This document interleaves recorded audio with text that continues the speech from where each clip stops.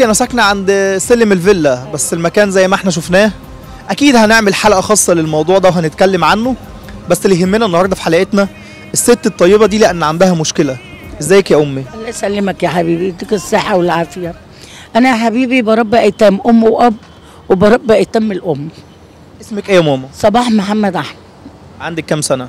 عندي 60 سنه. احكي لي بقى كده يا ماما من البدايه، قولي لي الكشك ده يعني كان مصيره ايه ودلوقتي بقى ايه؟ الكشك دوت كنا واخدينه من رعايه الأورمان، تمام. وجايبين لي فيه بضاعه وكان شغال، واحنا كنا موسعين عاملين واخده من الطرق والكباري، عامله اوضه وحمام وكنا عايشين فيه.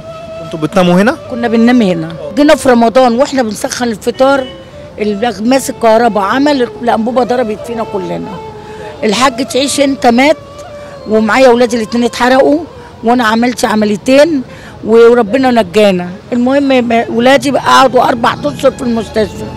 بعت كل اللي عليا كله وسلفت من هنا ومن هنا. رحت لرعايه الأورمان قالوا لي احنا بنساعد مره واحده. قولي لي بقى اكتر موقف صعب تعرضتي له في حياتك بقى. هو الحريق اللي هو جوزي لما دخل بقى عظمه خالص. الحمد لله الحمد لله على قضاء ربنا، الحمد لله. وابني خرج بعد عنك بقى مشوش وكده، اللي هو المعوق بقى عمال يلم في قلب الارض كده عشان كان داخل ينجبوه. الحمد لله.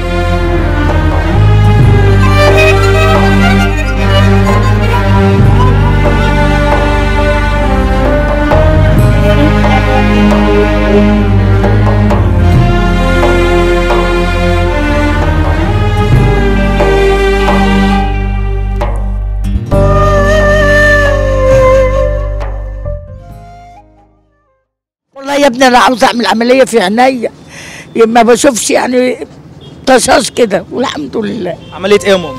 في عينيا باين فيا ميه ولا ايه، ما بشوفش. العمليه احنا نعملها لك يا امي. يا رب يخليك يا ابني ويبارك لك، يا رب يبارك لك. لما زوجك توفى هنا واتحرقتوا في الكشك ما حدش قدم لك اي مساعده؟ لا لا والله يا ابني، يعني ما بقتش قادره ان انا اخش عند حد. ليه؟ عشان انا كنت كويسه، والله كنت كويسه وكنت ناس كويسه. انت لسه كويسه يا امي. الحمد لله على قضاء ربنا. وانت بنت ناس برضه فوق دماغك. يا رب يخليك ويبارك لكم. مش عايزك تحزني. يا رب يخليك ويجعل كل مسارات حسناته وكل واحد بيعمل خير، ويجعل كل يوم عليهم، ويجعل شويه في ايديهم كتير، كل واحد يعمل خير ان شاء الله يا رب يا ابني يا مش رب. عايزك تحزني بقى. لا والله يا ابني العم ده ما يشوفكم ما يحزنش، والله اللي يشوفكم ما يحزن يا ابني. كفايه السؤال بتاعكم. طب يا ماما تطلبي ايه من جمعيه الأورمان لو احد المسؤولين بيسمعك دلوقتي؟ اطلب شويه بضاعه في قلب الكشك، ومحتاجه الكهرباء اللي عليها تدفع، وال 12000 جنيه اللي عليا. بخاطب المسؤولين في جمعيه الأورمان وهم ناس محترمين ودايما بيكونوا او بيسعوا ان هم يعملوا الخير. الست عندها ظروف استثنائيه. انا بشكر جمعيه الأورمان انهم ساعدوها اول مره، لكن الست عندها ظروف استثنائيه. زوجها توفى في نفس الكشك، يعني حصل لها حادثه فظيعه.